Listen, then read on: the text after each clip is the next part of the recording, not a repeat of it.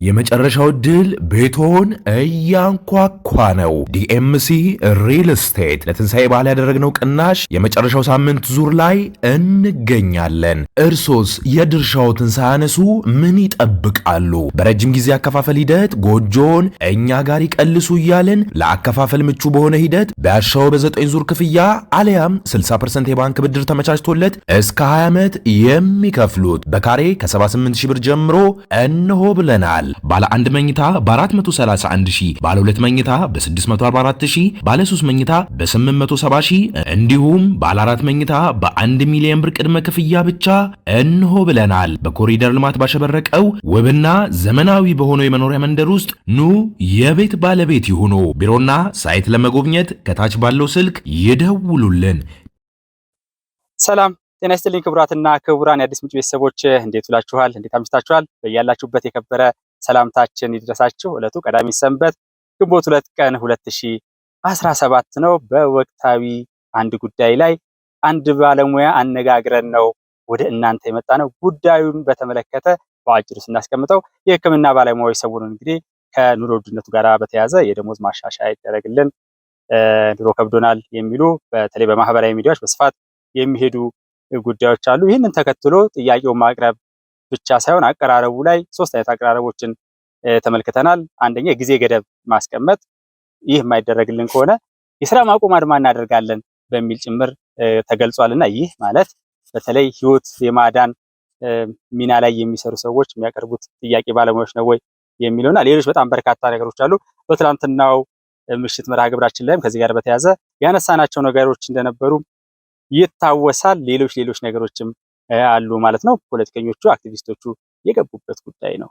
እንግዲህ ይህን በተመለከተ የህግ ባለሙያ የሆኑትን አቶ ወንድሙ ኢብሳን ነው ያነጋገርነው። ብዙ ጊዜ አዲስ ምንጭ ላይ የመጡ ሀሳብ አስተያየቶቻቸውን እንደሚያጋሩ ይታወቃል። እንግዲህ ለተወሰነ ጊዜ ወደ አዲስ ምንጭ አልመጡም፣ ትንሽ ራቅ ብለን ነበረ ማለት ነው። የተለያዩ ሀሳቦችን ስናንጸባርቅ የነበረው ከአዲስ ምንጭ ሚዲያ አድማጭ ተመልካቾች እንግዲህ ሀሳባቸውን እስኪ ያጋሩን የሚል ነገር ስላለ ነው። በአንድ መልኩ ይሄንን እንመለከታለን። በሌላ መልኩ ግን አቶ ወንድሙ ኢብሳ አንድ ያነሱት ጉዳይ አለ። በተለይ ይሄንን ጉዳይ ያቀጣጠሉት በፊት አውራሪነት ካሉት አንዱ አቶ ጀዋር መሐመድ ነው። አቶ ጀዋር መሐመድን በተመለከተ በተለይ ከሙስና ጋር በተያያዘ እሱም እየጻፋቸው ያሉት ነገሮች አሉ።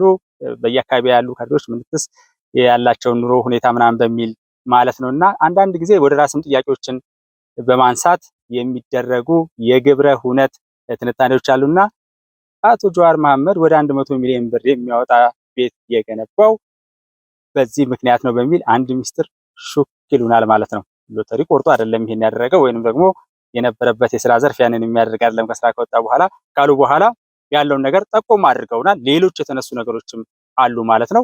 የእነዚህን የሕክምና ባለሙያዎች ጥያቄ በአግባቡ ቀርቦ በአግባቡ ታይቶ ተሰንትኖ በአጭር ጊዜ ሾርት ተርም ላይ መመለስ የሚችል ሚዲየም ጎል ላይ እና በአጠቃላይ ደግሞ አጠቃላዩን የሲቪል ሰርቪስ ላይ ያለውን እንዲሁም ኑሮ ውድነቱ ሁሉንም የሚነካ ከመሆኑ አኳያ መሆን የሚችልበት አግባብ ሊኖር ይችል ነበር። ነገር ግን ሱሪ በአንገት አይነት ነገር ይታያል። ገብቶበታል፣ እስከ አንገታቸው ገብቶበታል። በተለይ አክቲቪዝሙና ፖለቲካው አካባቢ ላይ በተዛባ ሁኔታ የሚገለጸው ይህንና ይህን የመሳሰሉ ጉዳዮችን አቶ ወንድሙ ኢብሳ በስልክ ያደረግነው ቆይታ ነው። እሱን አቀርብላችኋለሁ። ከዚያ በፊት ግን እስኪ የእነዚህ ጥያቄውን እያቀረቡ ያሉት እንግዲህ መቀሌና በሌሎች አካባቢዎች ላይ እዚህ አዲስ አበባም ሌሎች ቦታዎች ላይም ምንድነው እሱ እያስተጋቡ ያሉት መፈክር ምን ይመስላል የሚለውን ተመልክተን በቀጥታ ወደ ጥያቄና መልሱ እንገባለን። ክቡራትና ክቡራን እናንተ ደግሞ አዲስ ምንጭን ይህንን ፕሮግራም የምትከታተሉ በሙሉ የገባችሁ በሙሉ ላይክ እና ሼር እንድታደርጉ በአክብሮት ነው የምንጠይቀው። ይህን በማድረግ አዲስ ምንጭን ለብዙዎች ተደራሽ እንድትሆን ታደርጋላችሁ። አንዱ ድጋፋችሁ ይህ ነው። በሌሎች በተለያዩ መንገዶች የራሳችሁ ሚዲያ የሆነውን የተጣራ ወቅታዊ የተረጋገጡ መረጃዎችን ብቻ የምትሰሙባት ሚዲያ ነች አዲስ ምንጭ። እንደሚታወቀው እስካሁን ላደረጋችኋቸው አጋርነቶች ከልብ እያመሰገንን ይህ ነገር እንዲቀጥል ደግሞ በአክብሮት እንጠይቃለን። በቀጥታ ወደ መርሃ ግብራችን እንግባ። አብረን እንቆይ። አብትካና ኮይና እና ሰራህና በቤትና ክነፈብር አይደለም የተማርነው ነው አይደለም 7 days left የተማርነው ለባርነት አይደለም ላተኖረው ልጅነታችን ስንል እስከ ጥግ እንሄዳለን ህይወታችን ዋጋ አለው እርካታ ቤት ኪራይ አይከፍልም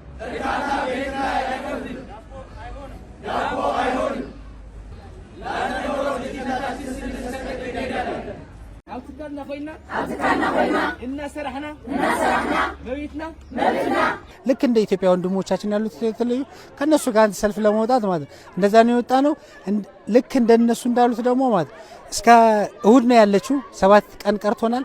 ከዛ በኋላ ደግሞ ስራ ለማቆም አድማ ለማድረግም ፈቃደኛ ሆነናል ሁላችንና ለዛ ነው። ጤና ይስጥልኝ አቶ ወንድሙ ይብሳ እንደምን አሉ? ጤና ይስጥልኝ ውሼት እንደምን አለልኝ? ሀሳብ አስተያየቶችን አዲስ ምንጭ ቤተሰቦች አላገኙምና በአንድ ጉዳይ ላይ እስኪ ጋሽ ወንድሙን ጠይቃቸው ያላቸው ምልከታ የሚል ነገር ስላለ ነው በቀጥታ ነው የደወልኩት። እንግዲህ በቀጥታም ወደ ሪከርዲንግ ገባው ብዙ ጊዜ እንደምናደርገው ሰሞኑን እየተከታተልን ያለነው አንድ ጉዳይ አለ። ይሄውም የሕክምና ባለሙያዎች ከኑሮ ውድነቱ ጋር በተያያዘ የደሞዝ ማስተካከያ ይደረግ ወይም ጭማሪ ይደረግልን ያለበለዛ ስራ እናቆማለን በሚል የጊዜ ገደብ ጭምር አስቀምጠው እየተመለከትን ያለነውና እንደው አጠቃላይ የሚሰማውትን ነገር ከገለጹልኝ በኋላ እኔ በሶስት ጉዳዮች መሰረታዊ ጉዳዮች ላይ በአቀራረቡ ላይ የቀረበበት ተጨባጭ ጊዜ ምን ይመስላል የሚለውንና ጥያቄውን ተናበው እያስኬዱት ያሉትን የፖለቲካና የአክቲቪዝም ጎራ ያሉትን ሰዎች እነሱ እንመለከታለን።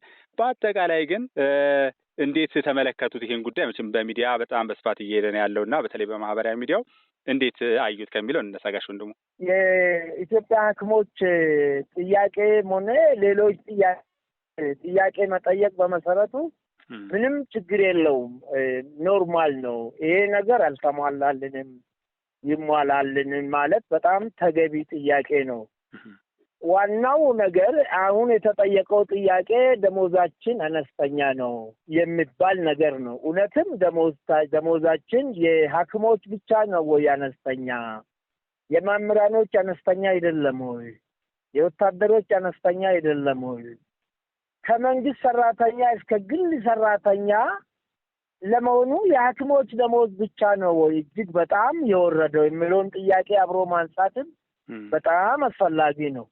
ሁለተኛ ደግሞ በመጽሐፌ የእውነት ምርኩዝ ቅጽ 2 ላይ ሰው የሚኖረው እንደ ቤቱ እንጂ እንደ ጎረቤቱ አይደለም የሚል ርዕስ ሰጥቼ የሆነ ነገር ሞክራለሁ።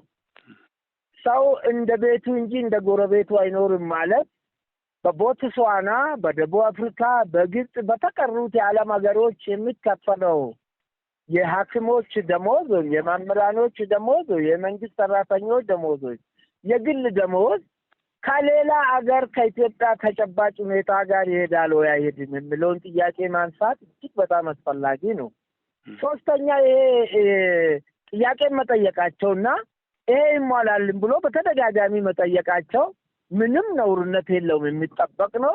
ነገር ግን ይሄ ካልተሟላልን ከዚህን ቀን ጀምሮ ስራ እናቆማለን፣ ከዚህን ቀን ጀምሮ ሕክምና አንሰጥም፣ ከዚህን ቀን ጀምሮ ከቀይ መስቀል ይሄ ምንድነው ከአደጋ ጊዜ በቀር ሕክምና አንሰጥም ማለት ሐኪሞች ከማንኛውም የኢትዮጵያ ሰራተኞች ወይም ከዓለም ሰራተኞች ሰብአዊነት የሚሰማቸው ስለ ሰብአዊነት የተማሩ ስለ ሰው ልጅ ህይወት ስለ ሰው ልጅ ጉዳት ተቆርቋሪዎች ብቻ ሳይሆኑ የሰውን ልጅ ችግር ለመፍታት የግንባር ስጋ ናቸው ተብሎ ይታሰባል።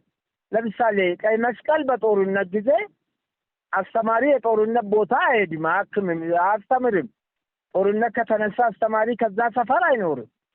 ሐኪሞች ግን በጦር ሜዳ መሀልም ቆሞ ሙያዊ አገልግሎታቸውን፣ ሙያዊ ክብራቸውን፣ ሙያዊ ኃላፊነታቸውን ይወጣሉ። ከነዚህ አንጻር ስንመለከት የኢትዮጵያ ተጨባጭ ሁኔታ ባለፈው 27 ዓመት አሁን ካለው የተሻለ ደሞዝ ባይከፈልም አልፎ አልፎ ካልሆነ በቀር ይሄ ነገር ካልተደረገልን ስራ እናቆማለን አናክምም ተብሎ እንደዚህ ቀራር ያለ አልመጣም። በሌላ በኩል ደግሞ የሐኪሞቹ ቅቡልና ተገቢ ጥያቄ ነውር ያልሆነ ጥያቄ በዘረኞችና የፖለቲካ አክቲቪስቶች እየተጠለፈ እያዩ ጀዋር መሐመድ የሚባል ሰው የመንግስት ስራም ሆነ የግል ስራ ትምህርቱን ጨርሶ ከተቀጠረ 20 ዓመት አልሆነው 10 ዓመት መሆኑንም እርግጠኛ አይደለሁ። በኢትዮጵያ ውስጥም ሆነ በዓለም ላይ በጣም በርካታ ፕሮፌሰሮች በተለይ በኢትዮጵያ ውስጥ 30 ዓመት 20 ዓመት ከዛም በላይ ያስተማሩ ዶክተሮች በ100 ሚሊዮን ብር በ200 ሚሊዮን ብር ቪላ ቤት መግዛት አልቻሉም። ሎተሪ አልወጣለትም፣ አልሰማንም። የኦሮሞን ሕዝብ በኦሮሞ ሕዝብ ስም እየተነገደ የኦሮሞ ባለሀብቶችን ነገ ከነገ ወዲያ ስልጣን ከያዝኩኝ በኦሮሚያ ዋና ከተሞች በተለይ አዲስ አበባ የኦሮሚያ ከሆነች በሙሉ እከፍላቸዋለሁ በሚል በማታለልና በብድር መልክ ለምሳሌ 2012 ምርጫ ካልተካሄደ ተብሎ አገር በኮቪድ በሽታ ይለቅ የግድ ምርጫ ማካሄድ አለበት ተብሎ እነ ጀዋርና መሰሎቹ የሚጮሁት በ2011 በሚቀጥለው 2012 ምርጫ ተወዳድረን ኦሮሚያን ሙሉ በሙሉ እኛ ስለምናሸንፍ ያለ ጥርጥር በኦሮሚያ ውስጥ ያሉ ትልልቅ ዋና ከተሞችን አዲስ አበባን ጨምሮ እንሰጣቸዋለን በሚል ከኦሮሞ ባለሀብቶች በሚሊዮን የሚቆጠር ገንዘብ ዘርፈዋል። ይሄንን ለመክፈል ኢትዮጵያ ሕዝብ ሆነ የኦሮሞ ሕዝብ ለኮቪድ ተጋልጦ መጋለጥ አለበት ተብሎ ነው ያ ምርጫ ካልተካሄደ ተብሎ ጦርነት ተፈጠረው። በሌላ በኩል ደግሞ የአቶ ታዬ ደንዳ የጀዋርን መጽሐፍ አልጸጸትም የሚለውን ባልሳሳት 200,000 ብር ገዝተዋል ይባላል። 2,000 $2,000 ገዝተዋል ይባላል። ታዬ ደንዳ በአፍ ጥፉ በለፈለፉ ከአነጋገር ይፈረዳል፣ ከአያያዝ ይቀደዳል እንደሚባለው አይነት ነገር በኢህአዴግ ዘመን ከሱ የበለጠ የሚታገሉ ሐቀኛና ከባድ መስዋዕትነት የከፈሉ ታጋዮች እያሉ እሱና በቀለ ገርባ በየነጋ ጠባ የሚታሰሩት የአነጋገር ብላሽ ነው። አነጋገር አለመቻል ነው። በአነጋገር ከአነጋገር ይፈረዳል፣ ከአያያዝ ይቀደዳል ነው። ለምሳሌ ከዚህ ብሔረሰብ ጋር ጋብቻ ትፈጽሙ የተጋባችሁ ፍቱን ከለውጡ ወዲህ በኦፌኮ አደባባይ በስብሰባ ቢሰብኩም አስቀድሞ ይህንን ይሰብኩ ነበሩ። እነዚህ ሰዎች ተጠምጥቶ ነው ከአንድ ዓመት በላይ ታስሮ ወጥቶ በዚህ ሁሉ ዶላር የሚገዛው። ይህን ሁሉ ማነሳው እነዚህ ዘረኞች እንደዚህ አይነት ሐኪሞች ሌሎችም ሰራተኞች በሚያነሱት ጥያቄ ሰበብ መንግስትን እንገለብጣለን፣ መንግስትን ተቀበጥን ቀደም ሲል የሰጣችንን መሬት በመስጠት እንተካላቸዋለን በሚል በዶክተሮቹ በሐኪሞቹ ህጋዊና ሰላማዊ ጥያቄ የስልጣን ጥማቸውን ለማርካት መሆኑን እያወቁ የኢትዮጵያ ዶክተሮች፣ ሐኪሞች አገሪቷ ባለፉት 7 ዓመታት በዘረኝነት ተወጥራ ዓለም አቀፍ ዘመቻ ተከፍቶባት ይሄ መንግስት ስለ ኢትዮጵያዊነትና ስለ ኢትዮጵያዊነት ስለሚሰብክ ኢትዮጵያዊነትን ከፍ ለማድረግ እየታገለ ስለሆነ ይህንን መንግስት መገልበጥ አለብን በሚል የጀመሩት ትግል ባይሳካላቸውምና መንግስት ከህዝብ ጋር ተባብሮ ህዝብን ከመንግስት ጋር ተባብሮ እያሸነፈ ዳገቱን እየወጣች ችግሮቹን እየቀረፈ የኦሮሚያንም የትግራይንም የአማራንም ያዙ ይልቀቁኝ በዚህ ቀን ገና ለገና ስልጣን ስንይዝ እናንተ ገንዘብ እንከፍላለን በሚል የሚያደርጉትን የፖለቲካ መጠቀማ እያዩ ሐኪሞቻችን አዳኞቻችን እንዲህ አይነት ጥያቄ መጠየቃቸው ነውር አይደለም፣ ግን ስራ እናቆማለን ማለት የአገሪቷን ተጨባጭ ሁኔታ አለመረዳት ነው። አዎ ምናልባት እንግዲህ ከዚሁ ጋር እኔ አያይዤ ማንሳት እንግዲህ 3 ነገሮችን አነሳለሁ ያልኩት፣ አንደኛ አቀራረብ። መቼስ እንግዲህ ኢንተሌክቹዋል አቀራረቦች አሉ። እንግዲህ ሕክምና ዶክተሮች 7 ዓመት ተምረው ስለሆነ ሜዲካል ዶክተር የሚሆኑት ማለት ነው። ቃላቶቹ አሁን እንግዲህ በአጠቃላይ በማህበራዊ ሚዲያ ሁሉም የሚሏቸው ተመሳሳይ ነገሮች አሉ። አንድ ሶስቱን አባባሎች እናያቸው። ጥያቄ ማንሳት ተገቢ ነው። ብዙ በሕክምና ላይ ያሉ ወዳጆች አሉን፣ ሌትም ይሰራሉ፣ ቀንም ይሰራሉ፣ ሲደክሙ እናያለን። በጣም ትልቅ ነገር ነው። ሰዎችን ማከም ተገቢ ነው። ስለዚህ ለዚህ ይስተካከልልን ማለት ደግሞ ተገቢና ጤናማ ነገር ነው። ጥያቄው ከተነሳ አልቀረ። ነገር ግን አንደኛ የተማርነው ለባርነት አይደለም የሚል በጣም በስፋት የሚያነሱት ነገር አለ።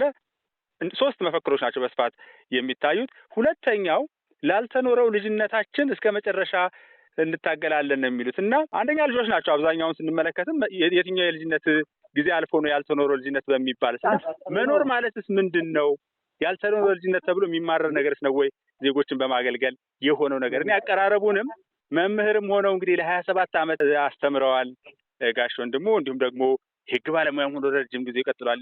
የህዝብ ተወካዮች ምክር ቤት አባል ነበሩና ቃላቶች በጣም ወሳኝ ነገር ናቸው። ትልቅ ህዝብ ነው የኢትዮጵያ ህዝብ። ባህሉ፣ ስርዓቱ፣ ሰፉ ሁሉ ነገሩ እንደዛ ነውና እነዚህ አይነት ነገሮች እርካታ ቤት ኪራይ አይከፍልም አይነት በጣም አንድ መንገድ ላይ የሆነ ሰው ሲናገር ብንሰማው ወይ ከቤተሰቡ ጋር ተጣልቶ ችግር የለውም።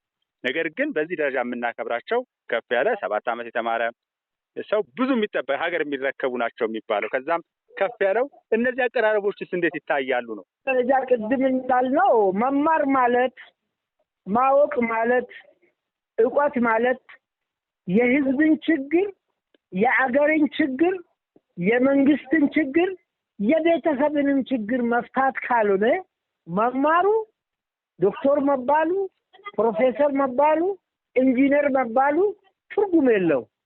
መማር ማለት ችግር ማባባስ ከሆነ መማር ማለት ለራስ ቤተሰብና ለራስ ጥቅም ብቻ ከሆነ መማር ማለት አገር ከ27 ዓመቱ የዘረኝነት ጥለዘና ጥርነፋ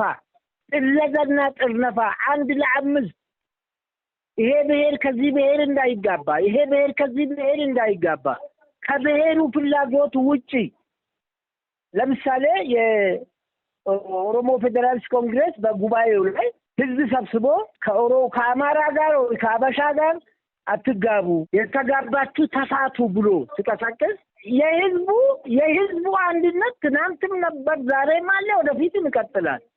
እነዚህ አሁን የሐኪሞቹን ጥያቄ ጠልፎ ለፖለቲካ መወጣጫ በሆነ ውሻ በቀደደው ጅብ ይገባል እንደሚባል በዚህ አጋጣሚ መንግስት ለመጣል ከለምጨው ሲባል ብቻ የኢትዮጵያ ሐኪሞች ወደ አእምሯቸው ተመልሰው መንግስትን አጋልጦ መስጠት የለባቸው።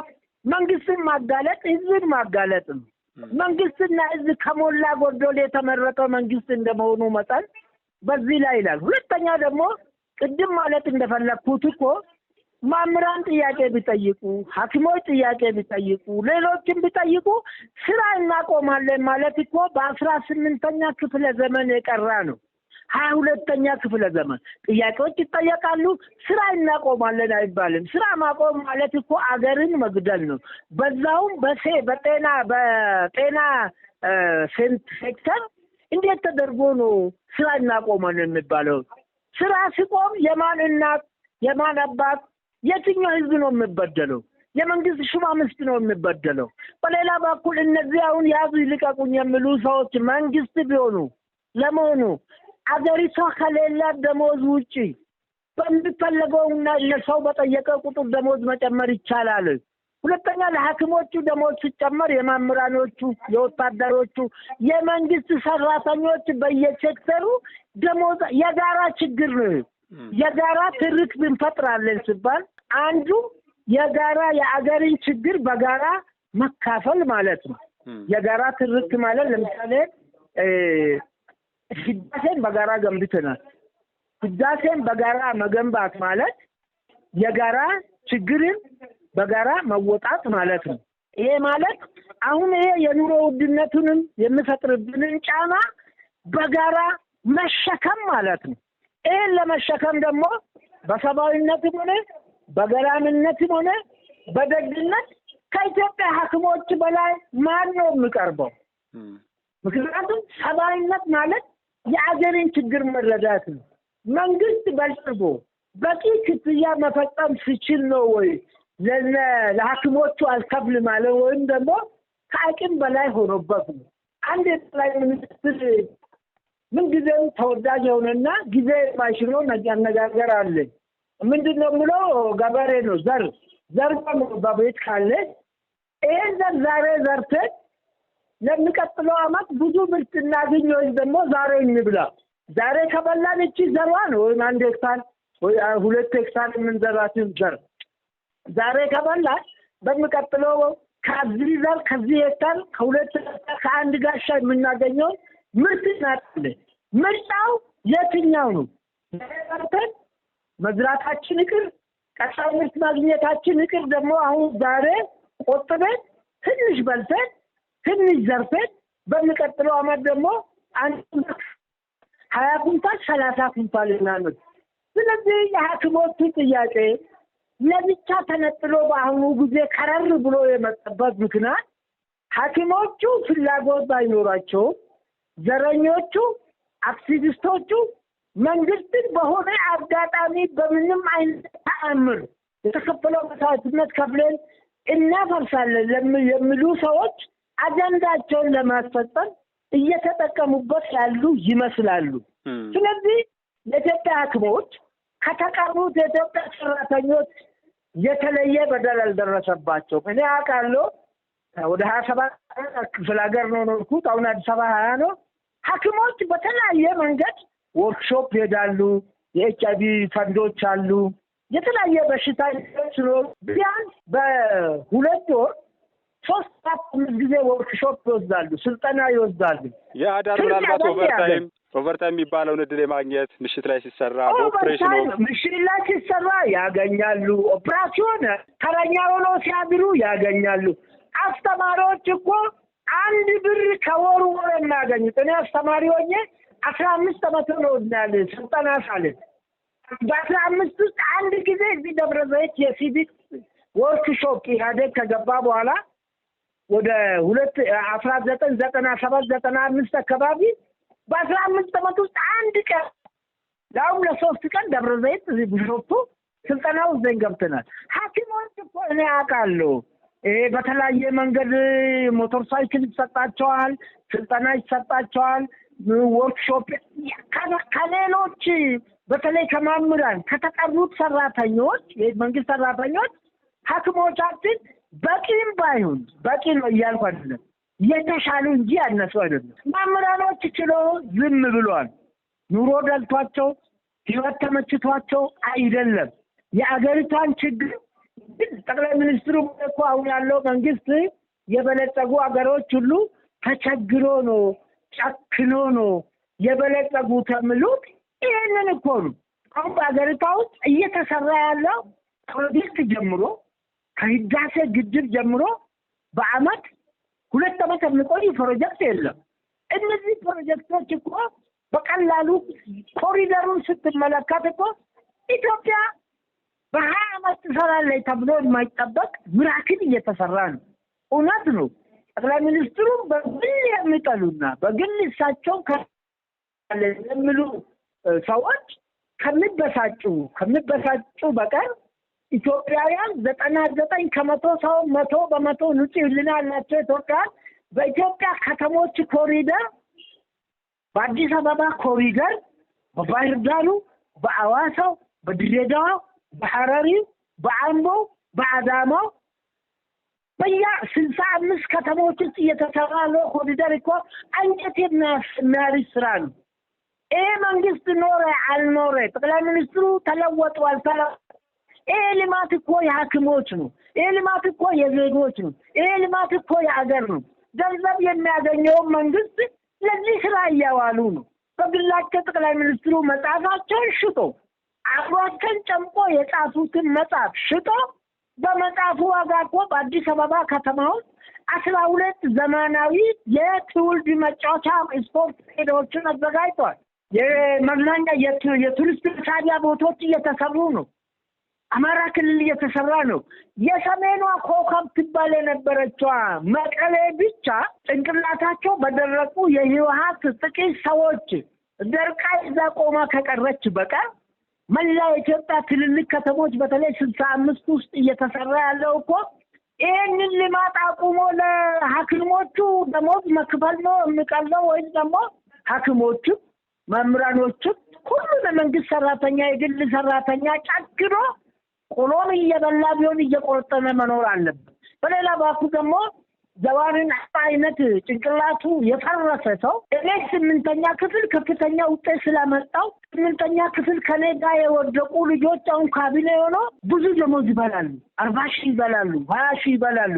እኔ ወንድሙ እዛ ትምህርት ለተለለው ይጠይቅ የ8ኛ ክፍል ውጤት 96% ነው።